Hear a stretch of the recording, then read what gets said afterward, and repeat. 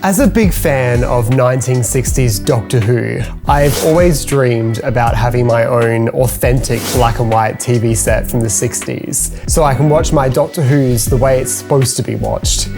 So when I stumbled upon this 1965 HMV TV on Facebook Marketplace, I knew that I had to have it.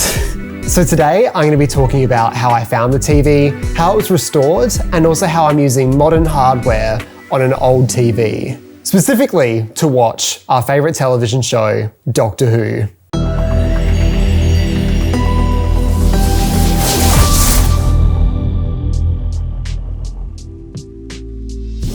So finding one of these TVs is something I've wanted to do for a very long time. I've always been looking in like op shops and stuff like that, but I've never been able to find one. And I came to learn that the main reason why they're not sold in charity shops and stuff like that is because most of them don't work, or they need like heavy servicing. So I found this one on one of the scariest platforms known to man, Facebook Marketplace. And I was really hesitant to actually go through with it, mainly because I've never actually used Facebook Marketplace before, so I found it like very daunting. But I knew Facebook Marketplace was probably one of the only places I could actually find something like this, unless I happened to know someone who had one who was giving it away or something. So a lot of my previous videos on YouTube, I've wanted to use like an old TV and put Doctor Who on it. And in the past, I've just like photoshopped an old picture of a TV and then put it in post. I'm kind of sick of doing that and I really want to do something more practical. I really enjoyed doing more practical filmmaking lately, so I thought this would be a really good chance to do that. So I ended up getting it, I think, for around $250. I think it was initially advertised for like $300. And it was weird because the listing said it was still working and I was very hesitant to believe that, but I thought if it didn't work, that's okay, because I would just gut it and then put either a new monitor in or just replace it with a green screen. But when I went to go pick it up and I saw it in person, I just thought, no, I need to get it to work. It was just so beautiful. And just the idea of like gutting it and taking all the stuff out just felt sacrilegious. It felt wrong. So one of the first things I did when I took it home was I tried turning it on because I wanted to see, does it actually work like he said it did? And when I turned it on, it did work. It was turning on, which was good. So I knew pretty much then and there that I needed to restore it. But I am not a technical person when it comes to stuff like that. I'm great on computers, but when it comes to putting things together and that, I'm useless. Like I should have lost my pen license years ago. My hands are pathetic.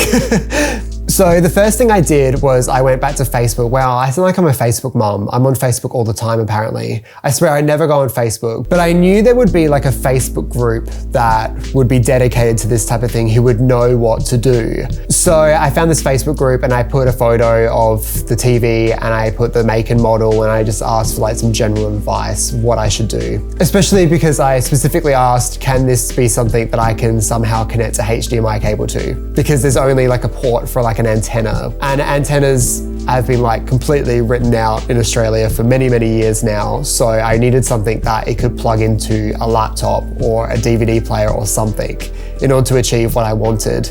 I was really like surprised about how many people who responded to it, and they were all really helpful and they all had these great solutions to it. But ultimately I kind of came to the point where I thought, I feel like I don't have the technical knowledge in order to do this right.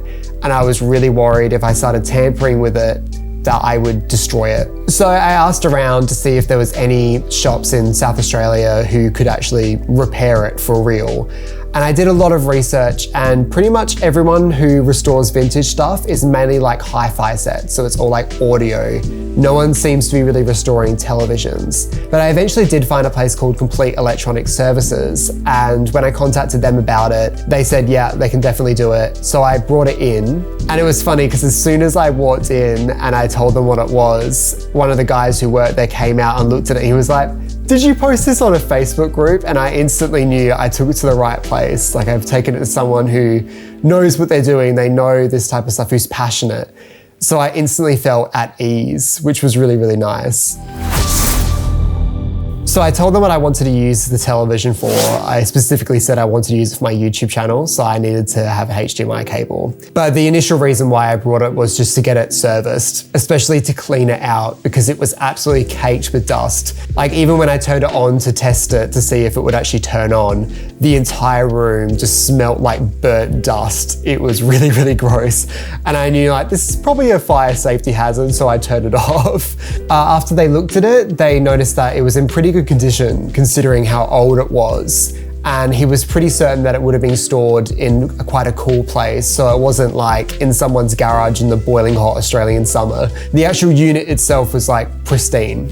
And like when I did my research into this type of television set, I have never seen one where the speaker at the bottom, like the grill there, was in perfect condition.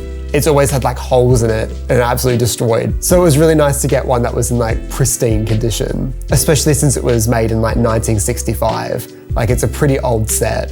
She's pretty good for her age. One of the issues with the picture when I initially had it was that the screen was like sunk a certain bit and there was like black smudges on the top left and top right corner. And apparently it was something to do with a deflection yoke. Now, I'm not a technical person, so some of this terminology might be completely wrong, but it was something to do with the plastic frame had perished, so it wasn't holding it in the correct place anymore. But he managed to get it back in place with a piece of string. Now, that's just incredible. And it was pretty cool as well because he replaced a lot of the small parts and stuff like that, so he let me keep all of the original ones as well. So I have some of these, and I also have some of these which are like capacitors, which are really cool as well. So these are all like original, or they might have been from when they were serviced in, I think, 1975. So the TV had been serviced only once because there's still documentation in the back of it that says when it was serviced last as well, which is really, really cool. But he was surprised about how good condition it really was because there wasn't that much he really needed to do. So now it's really in like a really good working condition. I was really concerned when I was like, I really want a HDMI cable because I thought it would just be this random adapter that he would plug in and it would be this loose cable, but he managed to fit in an actual panel. So it's this really nice, well done job where it's just like plugging into any modern television. It's crazy. And it just has to be activated by turning to channel 1. So that's all you have to do and it's ready to go. And he also put in a remote as well. So this remote is really just to adjust the picture so I can move it around and stretch. So the 16:9 image isn't like compressed or anything, so I can make it properly fit within the image. Which this was a surprise. I didn't know he was going to be adding a remote to do this. So it's really great that I've got so much control over the image as well. So now that it's up and running, all I need to do is to plug in my HDMI cable into a laptop or a Blu-ray player or something and just press play and it's ready to go. So when I picked it up that night, I literally rolled this TV in front of my brand new OLED TV and plugged in my 4K player and watched my Doctor Who Collection Season 2 box set. And I watched episode 5 of the Dalek Invasion of Earth. And it was like going back in time. It was so crazy. It looked so nice and it was so sharp. Like the camera's not gonna do it justice about how crystal clear it is in real life. It is crazy. But yeah, I think I'm going to get quite a bit of use out of this TV. I think it's such a fun way of watching Doctor Who. And I also think it's going to be really helpful for this channel. So I hope you like this TV because you're going to be seeing a lot of it. The overall service by the end of it, I think I spent around $500 on getting it up to scratch to where I need it to be now. Everyone in the Facebook groups were warning me saying, if you get it serviced, it's going to be expensive. You may as well do it yourself. But I knew if I was going to do it myself, I would destroy it in 5 seconds flat. And then I'd be wasting money because I'd have to get it repaired after that. I know my strengths and I also know my weaknesses, and I know my weaknesses is coming down to technical fiddly stuff. So yes, this was quite an expensive little purchase, but it was something that I think was totally worth it.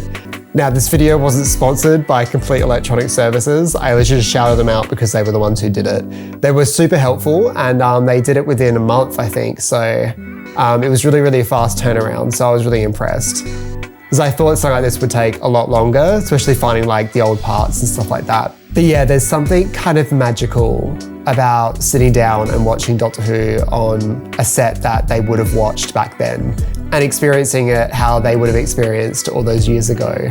So if you ever see like an old TV on Facebook Marketplace, I just wanted to give you a heads up about how much it might cost you to actually repair it. I think in total I spent about $850 on it. Maybe a little bit more. And that's Australian, by the way. Unless you're someone who's very technical and you can repair it yourself, just a bit of a heads up that it might cost you a little bit.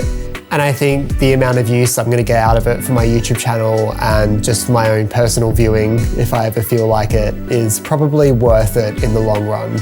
Hopefully. Maybe not, who knows? Don't forget to click below to subscribe to the official Josh Nez YouTube channel. How could I possibly forget that?